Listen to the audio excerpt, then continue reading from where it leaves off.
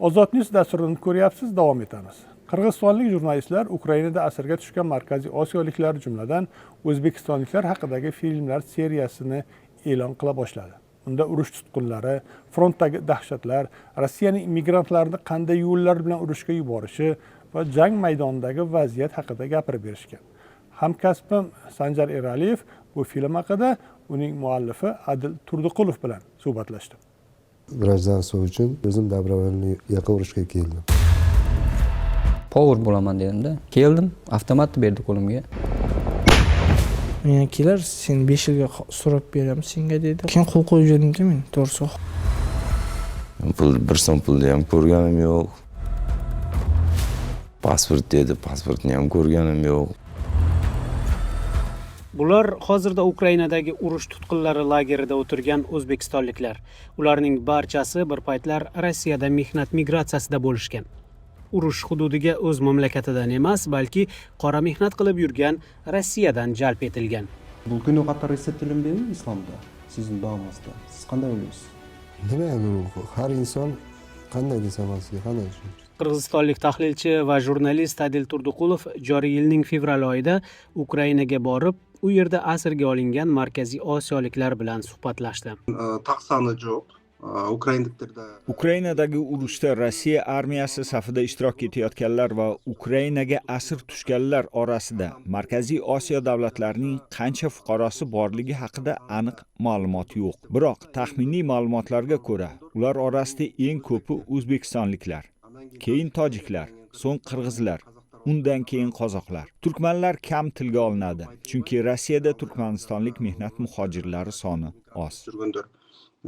Az bo'lib жатқанын biz ko'rib bilib жатабыз. Ukrainada asirga tushgan Markaziy Osiyoliklar urushga qatnashish bo'yicha o'z qarorlarini turlicha izohlaydi. Aldangan, majburlangan, o'zi xohlagan, Rossiya fuqaroligini olishni istagan, qisqa muddatda ko'proq daromad topishni rejalashtirgan, oilasiga ko'proq pul yuborishni maqsad qilgan. Endi urushda har nima bo'ladi. Ko'rdik, o'liklarni ham ustida yurdik. Endi peshonangizga yozilgani Allohim mana yozibdi, mana tirik sog' salomatman. Kimdir keldi, tirik oyog'i yo'q bitta. Kimdir qo'li yo'q, kimdir bir joyi og'riydi. O'zini G'ulomjon Adizov deb tanishtirgan bu shaxs 1 yildan oshiq vaqtdirki Ukrainada asirlikda. Aytishicha, Rossiya hukumati unga 1 yillik xizmat evaziga pul, fuqarolik va uy solish uchun yer va'da qilgan. Ammo uning asirlikdan qachon qutulishi hozircha noma'lum.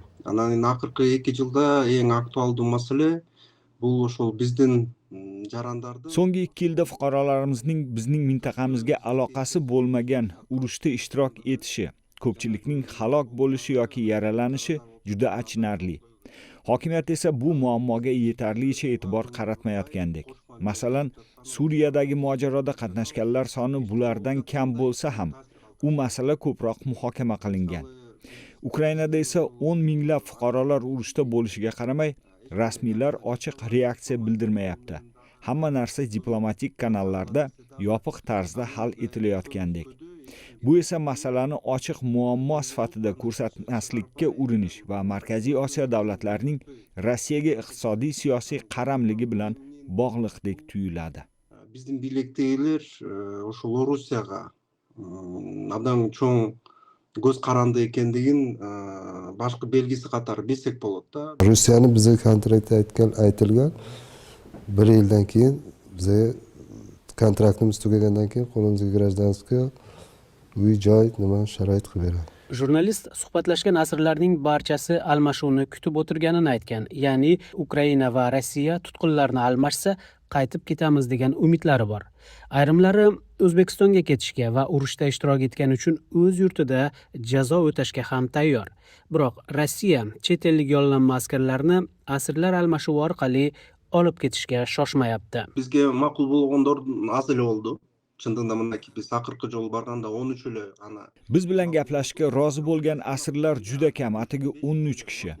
Bu ehtimol ular qilgan ishining noto'g'riligini tushunib, intervyu berishga uyalishidan dalolat. Suhbatlashganlarning ko'pchiligi afsuslanayotganini, aldanganini aytdi. Ularning orasida vatanga qaytish masalasini o'ylab o'tirganlar bor. Ba'zilari esa yurtiga ketishga shoshilmayapti.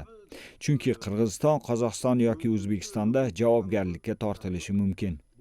Filmning ahamiyati shundaki, har bir asr biz qilgan xatoni takrorlamanglar deb ogohlantirdi.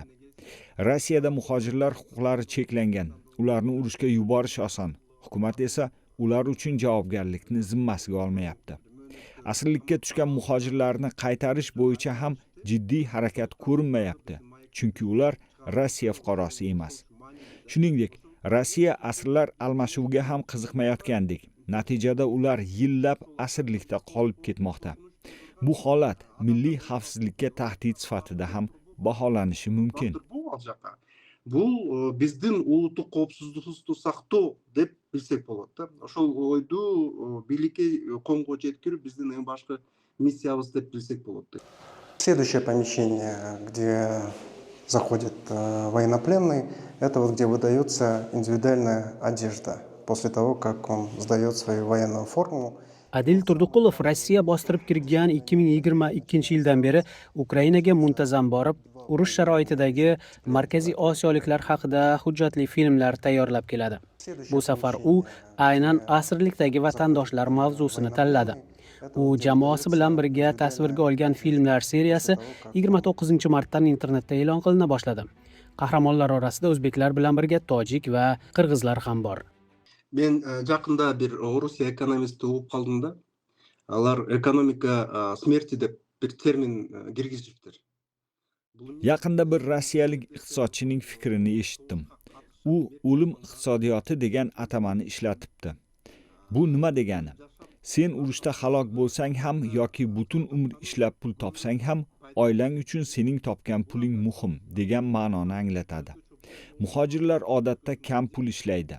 Nega ular Rossiya fuqaroligini olishga intiladi? Chunki ko'proq daromad topish imkoni bor.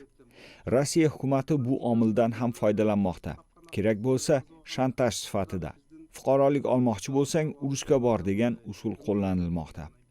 Shu bilan birga, Rossiya fuqaroligini olishning boshqa qonuniy yo'llari ham bor degan tushuntirish ishlari yo umuman olib borilmayapti yoki juda yetarsiz.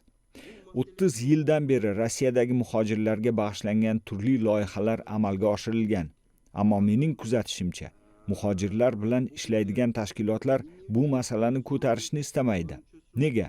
Chunki agar ular bu mavzuni ochiq ko'tarsa va tegishli loyihalarni amalga oshirsa, Rossiyadagi muhojirlar bilan ishlash imkoniyatlari cheklanishi, eshiklar yopilishi mumkin degan xavotir bor.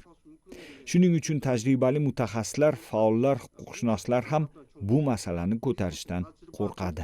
Adistler, yuristler, jarandык aktivistler bu masalani qo'zg'ondan qo'rqishadi ekan. Qirg'izistonlik jurnalist Ukraina g'arbidagi asirlar lageridan biriga borgan, ammo xavfsizlik sabablari bilan manzil oshkor etilmaydi.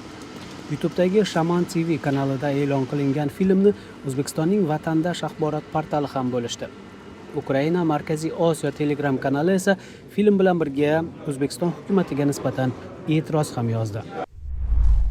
Toshkentning rossiyaliklar tomonidan o'z fuqarolarini urushga yo'llash masalasida Moskvaga qarshi chora ko'rmasligi, vataniga qaytgan yo'llanma jangchilarga nisbatan haddan tashqari yumshoq hukmlar qo'llanilishi O'zbekistonni amalda Rossiyaning Ukrainaga qarshi tajovuzida sherikka aylantirmoqda va ayrim gumanitar tashabbuslar bu vaziyatni o'zgartirishga qodir emas. Biz bargan lagerda көбүнесе ошол Борбор Азиялыктар чет өлкөлүктөр жүрүптүр да. Biz borgan lagerda asosan chet elliklar saqlanadi. Biz nafaqat intervyu oldik, balki lager sharoitlarini ham ko'rdik. Sharoitlari yaxshi. Ayrim ukrainaliklar bu holatdan norozi ham bo'ladi. Chunki ukrainaliklar Rossiyaga asir tushsa, qiynoqqa solinadi, tahdid qilinadi, yaralanadi, tibbiy yordam yetarli emasligi va hatto o'lim holatlari bo'lgani haqida eshitamiz. Ukraina esa Jeneva konvensiyasiga qo'shilgan va Yevropa tomonidan nazorat mavjudligi sababli urush asirlariga yaxshi sharoit yaratishga harakat qiladi. Hatto asirlar ishlab ma'lum daromad ham topadi. Ustaxonalar ko'p, yog'ochdan stol-stullar yasashadi. Bu ish uchun haq to'lanadi, ammo naqd pulda emas. Lager hududidagi do'konlardan tamaki yoki boshqa zarur narsalarni olish imkoniyati beriladi. Ал эми Украина ошол Европа балыктары үчүн күрөшүп келгендиктен, жана Женева конвенциясына кол койгондуктан, жана бул жактан дагы Европа жактан көзөмөл болгондуктан, алар согуш туткундарына алгылыктуу түрдө мындай шарттарды түзүүгө аракет кылып жатат. Ukrainada asirga tushgan o'zbeklar haqida film va umuman tutqunlar masalasida hozircha rasmiy Toshkent munosabat bildirmadi. Markaziy Osiyo davlatlari, jumladan O'zbekiston qonunchiligiga ko'ra, chet davlat hududidagi qurolli to'qnashuvlarda yollanma sifatida ishtirok etish jinoyat hisoblanadi. Urushda qatnashib kelgan ayrim fuqarolar sudlangan. Andijonda 24 yoshli shaxs 3 yilga qamalsa, Buxoroda 29 yoshli fuqaroga 3,5 yil qamoq jazosi berilgan.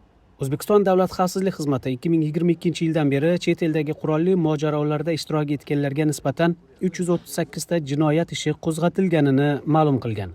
Qaysi mojarolar nazarda tutilgani ochiqlanmagan.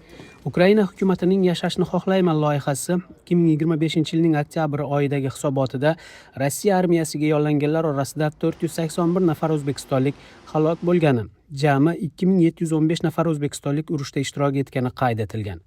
Hisobotda bu raqamlar o'sib borayotgani va o'zbekistonliklar chet ellik yollanma jangchilar orasida eng ko'pchilikni tashkil etayotgani ta'kidlangan.